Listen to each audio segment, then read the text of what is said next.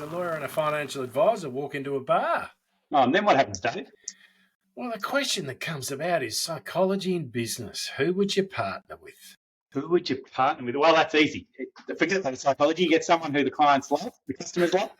So tons of customers, tons of connections, and then they just funnel all of the work to your sweet, sweet business, and then everything else is easy from there, isn't it?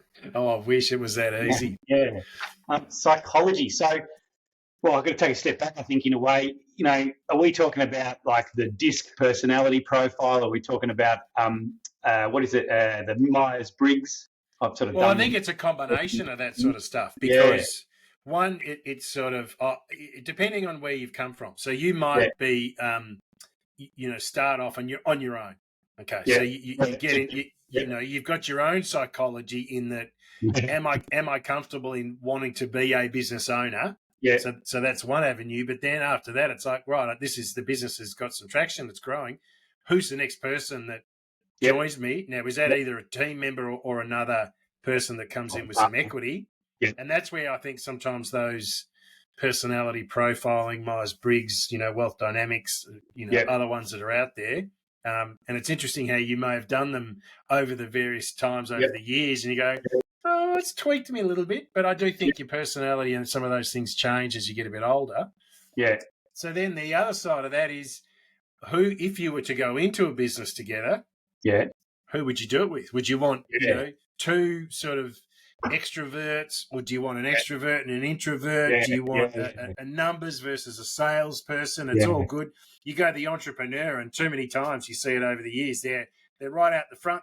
They're out there pushing along, and then there's a person behind them kind of just repacking and cleaning up along the way. And that dynamic is amazing when you start to see that happening. Really important. I think the most important decision probably you make in your life is your personal partner. That's the most important.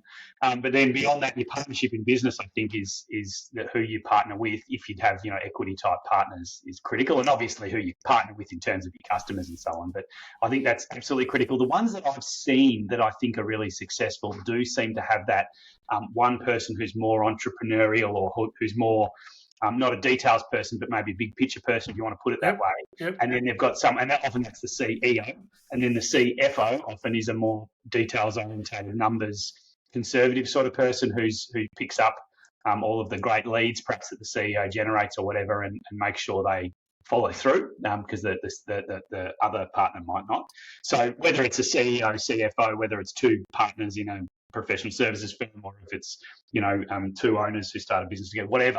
I've certainly seen a lot of that succeed, but you got to be obviously complementary, but I think in a way you got to have the same values or similar values, because it's all very well like if someone's really entrepreneurial and drops the ball all the time, and the other person's really numbers focused, you're going to shit each other to tears.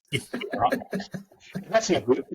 So you sort of I'm not sure what the magic is, but you need to be sort of similar in some senses, but have complementary skills as well. Well, it's also it comes back to that oil and water, isn't it? Or the yin and yang. I mean, you kind of can be, you can get on really well. I know I've seen a lot of them where they're very good at functioning in a business together, but socially they don't actually cross over. Oh, yeah. They'll get on, but they don't. I mean, they may do some things, but it's not like they're best mates and they're always seeing each other. It's that real balance. It's a bit like sometimes a husband and a wife scenario in businesses. Some can work really well together, and others it's like, oh my God, I love you dearly, darling, but I could not work with you. Yeah. Well, I think that's really interesting, actually, and that's something I noticed. Some business owners who are clients of mine run their business. All of their suppliers are like family. They come to their weddings, and they come, and all of their employees come along, and they have people over at their house, and their employees might come to their house to help them with something. All that, it's all family. And others, and I probably fall into this case, and none of my employees have come to my house. You know what I mean? I'm a friendly person, but I have a different. Like I go, well, work's work and home life's home life. Yeah. Maybe we might have them over for a barbecue. They're probably listening now and going, yeah, why haven't I been invited over to the barbecue? Well, everyone else has, but you haven't. Yeah, I kind of like, in your professional life is, suppliers and so on. I'm not necessarily. I mean, there are, I suppose, a few, but not necessarily. Having beers on the weekend with our the barristers that we use or whatever it is. Yep. It's not, I kind of separate that out, and I quite like that. I would call it a professional way of doing things, although, other people are more kind of everything's family. But then, it's all difficult because so-and-so's babysitting your kids, but they're also a supplier, and then you have a supply dispute, but then they're coming and they know your children. And I've had to deal with unfair dismissals where, people are giving each other hugs and saying, don't you worry, it'll all be great. And then they fired them, and then, and then their friends, their kids are friends at school, and it's all very bad. Yeah. It's a litigation lawyer in me. I see it all go bad, and I think, well, we need a little bit distance to keep professional. Yeah. So today I just want to remind our listeners that we're talking about psychology in business. Who would you partner with? Like it is. And at what point? And I think sometimes it becomes an individual's personality type. They just, they like to have their friends around them that they do business with, and everyone does really well. And, it's all one big happy family. But then other times there is that distinction. But, you spend probably more time as a business owner in your business, working, doing stuff with it, thinking about it, than you do with your life partner or family on occasions. Like you just, not because you have to, or it's more so that that's the business and it provides the financial support to continue to do what you need to do. And it does. If you enjoy what you're doing, it's not a really hard choice to say, I've got to go to work today. I'm like, I'm looking forward to it. I kind of like going to work. It's not, I don't see it as a challenge or a chore. I mean, clearly some days you kind of, if you want to be doing something else, but it's, I just think that whole psychology, and I think it's an interesting point, as you say, you may start off in that honeymoon period. Yep. But gee, what happens when, for whatever reason, you get to know a person more and more over time? You go, you know what, you're really starting to shit me. Yeah. Well, let me talk about that, because that's somewhere I'm an expert at shitting people. What I found is certainly when things turn into disputes, and I see that a lot, what often happens is that people's personalities don't change. They might be in business, say, with their brother or their best man or whatever. And so maybe let's call it a couple of partners just for simplicity. But what happens is, and they get on great and they say, don't worry, Alex, I don't need a partnership agreement because, we're together. And I'm like, okay, we'll save a couple of bucks here and I'll earn it on the way through when you're in your partnership dispute. By tenfold. Anyway, so I'm not going to preach about partnership agreements, but what happens is that their life changes. So one of them goes through a divorce. One of them's parents get sick. One pass away. One of their children gets sick. They need to move interstate to care for somebody. Or there's an inheritance, and all of a sudden the drive is not quite as high. So life changes, and then suddenly the way you view the business. Maybe both of you were working really hard when you were young, single, and then as life evolves, one gets married, one doesn't, or the sick parents I see a lot. You've got to care for your parents plus care for your children. Suddenly your focus is elsewhere, and then that leads to friction, and then it might lead to resentment, which builds up over time, and so on. So, and also if someone's running a lot of legitimate business expenses through the business, that there happens to be a personal benefit, and all of a sudden that ledger starts, and that really starts to annoy people. It's like we were looking to build something and then they've pulled some cash out for something else that's got nothing to do with the business. And it's like, I thought we'd like all of those issues. Right. Well, we even see in family businesses particularly, you go, so-and-so's like, three brothers running a business, and one of the wives is upset with the other wife because of the house they bought, and that's, they know that money effectively was funded by the business. They're all earning their living through the business. So you've got really three separate families, although they're three brothers. They've got three separate families, all with. Then when you buy your house or make an important decision for your own family, suddenly having to kind of justify. And of course, people have got different husbands and children's needs. Maybe the children. We've got one at the moment where one of the kids is disabled, and so they're high needs, and so that just creates a different dynamic in terms of what's just and what's fair. Yep. And so. You end up. I'm forever thankful that if I want to, make a major life. When I talk to a lot of my family business clients, forever thankful that if I want to make a decision, about myself and my family, it's really just me and the family that are making that decision. It's not. I don't have to go and ask my brother's permission, or you know what I mean, or somehow justify it to somebody else. That goes back to the whole point of the topic of the psychology of business. Who do you want to partner with? Right. It can be that short-term scenario that someone says, let's great, let's do it. And they start the ball. And then, as you said, you ask them about, well, do you want to have an agreement before, things really kick along? Like, let's do it whilst we're in the early stages, and let's agree what would happen if. No, we'll be right. And then all of a sudden, when you're a solo director, much easier. Once you start adding in, I mean, look at all of these major accountancy firms. Can you imagine that? You've just taken on as a partnership inside a PwC, thinking this is great. Now you're amongst all the other partners. It's something that's completely outside of your discipline has had an enormous ripple effect upon.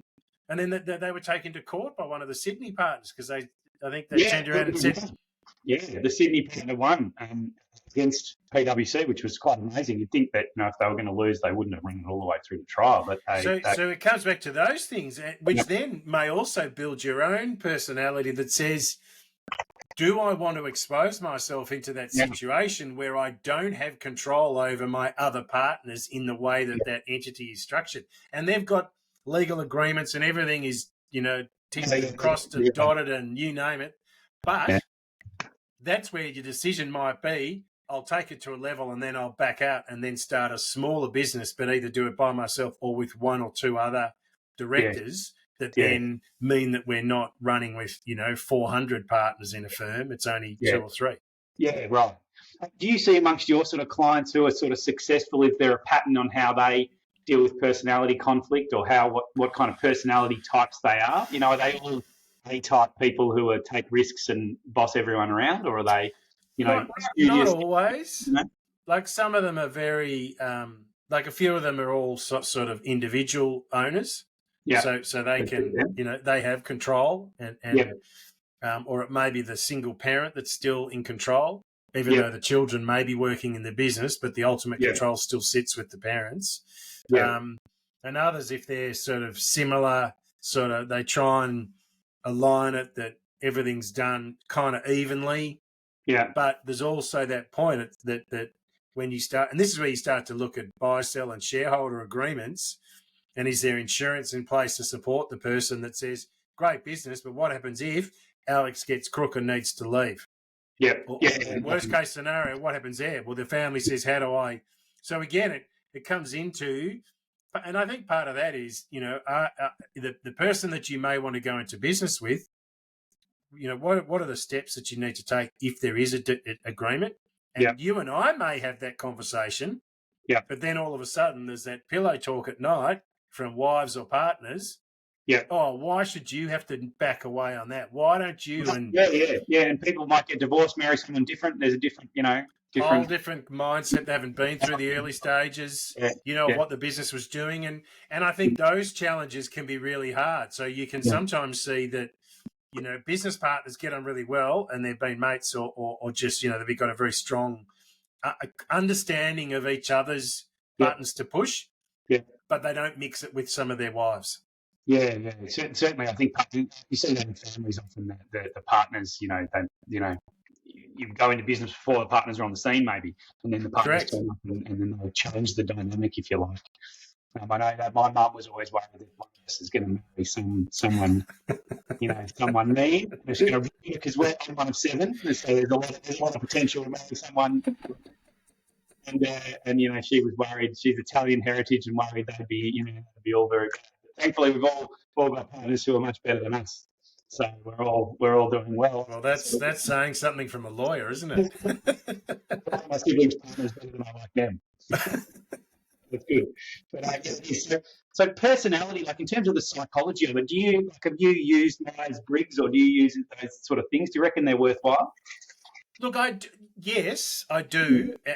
Definitely, we haven't used. Well, we sort of have internally, and for going forward with certain people that we'll bring onto the team, we'll definitely, run some of those programs because I do think that it's a bit like your values. They're pretty well set by a certain age. I don't think they'll dramatically change. And it's a bit like your personality type. You generally you follow it. You may waver a bit here and there. I think along you might change, but generally I think you do stay sort of stable, don't you? Yeah. And so then it's also for the rest of the team to understand this new person coming in, where they may fit and how we should then as a team be communicating with that individual.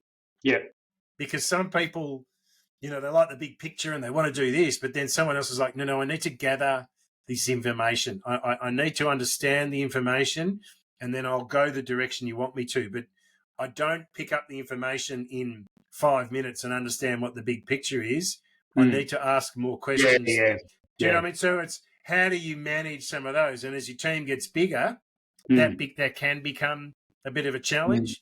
Look, I just think, and I think people have changed. I mean, you go some of the younger generation, they're just, that attention span of a nanosecond sometimes. Make yourself sound like an old bloke. No, but even now, like my wife's a teacher, and it's going to be interesting. Like my eldest daughter is going to be doing some placements as part of her broader course. And you hear the guys from the Resilience Project where they go out and talk about mental health stuff. They say when they're out there, 2 or 3 years ago, you'd hold the room for 45 minutes to an hour and a half, no problem. Now, you've got to be right on to them because their attention span is just so short because they're used to scrolling through a screen or like they want this constant freshness that comes through. And I think that's going to be something for a lot of people to understand because there's always those issues when you're working on something, you need to remain focused. Yeah, absolutely. I mean, we find it even when we're reporting to clients, depending on their personality. Like some clients literally want us to reduce our sort of advice into some dot points, and that's doable in some cases, but in some cases it's nuanced. I mean, that's why they're coming to us because there's some uncertainty and we need to work through how that all looks and the different scenarios. And the dot points are kind of hard. You can sort of have a flow chart, but it really depends on the personality. Other people are happy to read a big slab of text, and you sort of got to understand them to work well with them. And if you don't, then they won't read what you've written anyway. So how have you produced value for them? Maybe you shouldn't be writing anything. You should just be talking and nothing else. And we certainly do a lot of talking. And that's where you come back to. Even it might be who you do your partner with. From a psychology in business, that's one side of the equation. But it's also your individuals that provide you with revenue, so customers, clients, or suppliers. You got to understand how they think as well.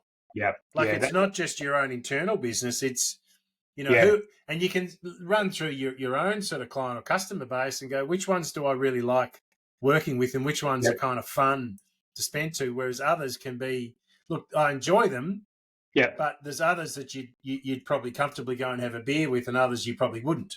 Do you know what I mean? It just, not because they're not enjoyable, but they're just a different sort of personality. Top. Well, with all of this, I think I've done the Myers-Briggs and all of the various different things at different times in my career. And the thing I got the most out of it was about myself. And I think the best person you can ever understand is yourself. And the better you can understand yourself in a genuine way, then the better you'll be at dealing with other people. You've got to understand the kind of things that push your buttons and that don't, and that you're good at. Often the things that you're very good at, you don't even realise because they come easy to you. Yes. Things that are hard. It's just innate, the things you struggle with, you might be proud of, but you're actually not that great at those things. And you can easily work those things out. I learned you can work out what you're good at by finding what frustrates you. But that also can be quite good because if you've then done that to a person who's joining your team, and what they love doing and is their real strengths is your weaknesses, perfect. Winning, absolutely. Because I don't need to be spending the time on the stuff that I'm poor at doing. Because I don't like doing it.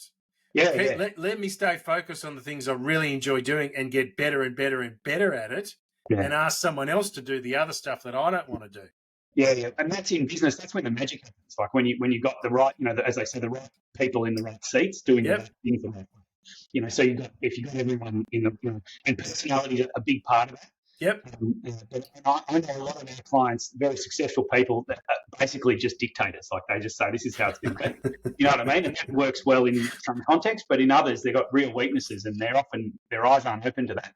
And if they did open their eyes a bit to that, they can improve their business a lot by listening to other people or by being more enthusiastic or more expressive or more sensitive.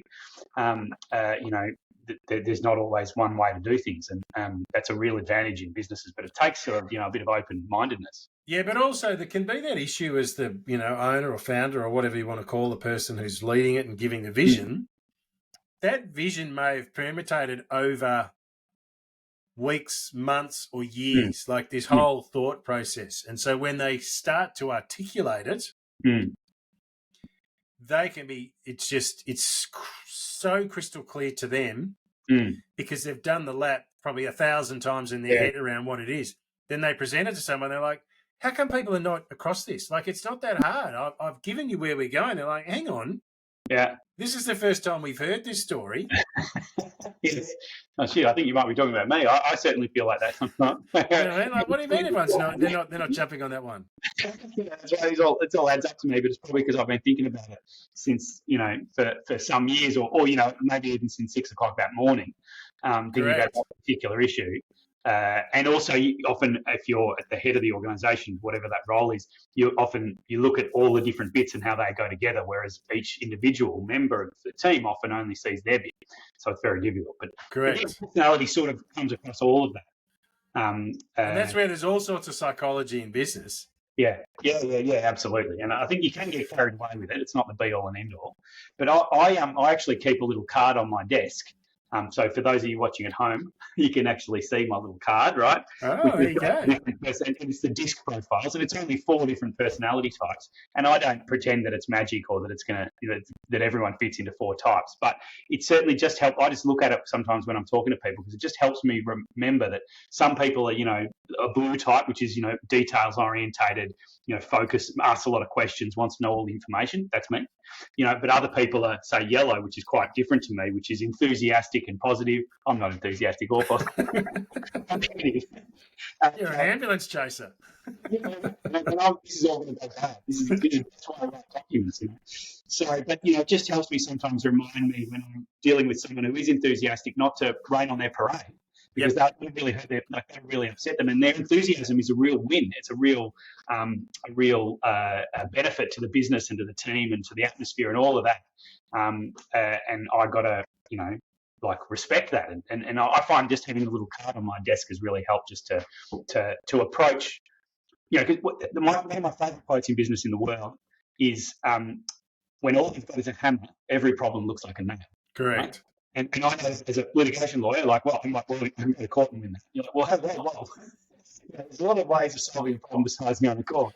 Correct. But you've got to kind of try and stand back, and that goes for, I think, a lot of people in their skill area, whatever it is, and in their training. And so if you can sort of stand back and go, well, I don't need to get. So I often delve straight into the details of things, and people go, well, hang on, let's talk about the people involved, and let's talk about the personalities. Let's talk about how the team is relating to each other. Let's like if you're a red personality, which is here as well, you're often in a hurry. You're blunt. You state your own opinions as if they're facts, all that sort of stuff. And I have a little smattering of red as well.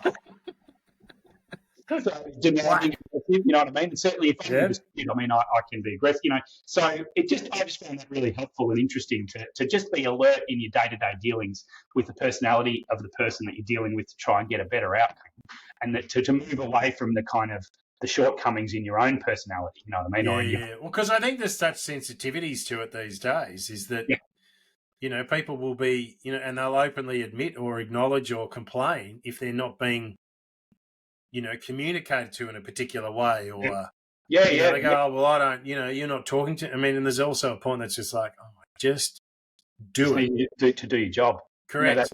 That thing you get paid for every day. Just do it. Like, I'm not going to. So, and I think that's a real challenge for a lot of businesses is that but can we talk through the issues before it's like, no, there's the job. Can you do that? Yeah, but I need to understand it more. I need to understand what the long term, what's our purpose as a business. All of these psychology issues that come around, it's like we're just doing this and this. Yeah, you've got to send that email. Well, your purpose is very clear, Dave. It's right behind you. Activate your wealth. Look at that. There you go. Watching at home, activate your wealth. So there you go. That's you're a very values-driven business, and absolutely spend some effort trying to work out what what it is that they're on about, what's their purpose. And you can answer that question, but I know when you're talking about kind of day-to-day stuff, like the purpose is to get the email sent or whatever it is. Yeah, there's a balance between, we can come to a room as a business, we can talk about it, direction, everything else, but ultimately in the end, you've got to get into the tactical stuff, and we need to deliver this. Yeah, absolutely. So we don't need to debrief and break it apart and rebuild it and do everything else. It's pretty simple. We go down that particular path and let's get on with it. But again, I think it is a challenge across any business. The psychology of inside business is, your team, your customers, your business partners, all of those issues. Yeah, it's a constant, and I think for a lot of people, you need to keep aware of what some of the changing dynamics are within that realm and how different people at different ages look at stuff. I mean, you talk to someone in their 80s or 90s, they would just turn around and say to you, you blokes are in la-la land. What's with all this woo-woo stuff the whole time?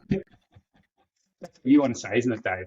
No, but see, they've grown up in the Depression where there was not a lot of stuff. Their mindset is just whatever. Like, I need to either eat or make some money. Let's just move it. Whereas today, it's just different. It's, and look, there's no good, bad, or indifferent with it, but there's an awareness of how the world has changed and how much information is available to people. And I think to say, I'm just not going to keep learning in this space, it would be detrimental to yourself and to your business. I think, it's a challenge. We've solved any problems. All we've done is say personality. It's a hard one. Correct. And when whoever the listeners are that work it out, can they let us know? That'd be quite good. Be alert to it, but we don't know what to do about it. Correct. And I think know thyself. If you can know yourself as well as you can, and what your kind of the way your tendencies, if you like, to process information or deal with things, I think that really does help you. But it is a learning experience, and you never get it right. You just learn your whole life and try and improve. Yeah, and it's an awareness. Like you just got to be aware of what's going on. I think that's probably the biggest issue. All right, so I think we better close it out for today, Alex. Right. So I would like to thank Alex from Taurus Legal Management. He can be contacted via LinkedIn at Alex Martin or via the website tauruslawyers.com.au. Thanks, Dave. And I'd like to thank David Murdoch, the wealth activist from Paxton Bridge. You can contact David Murdoch at David Murdoch on LinkedIn or at www.paxtonbridge.com. Thank you. Cheers. And we look forward to catching up next time. See you next time.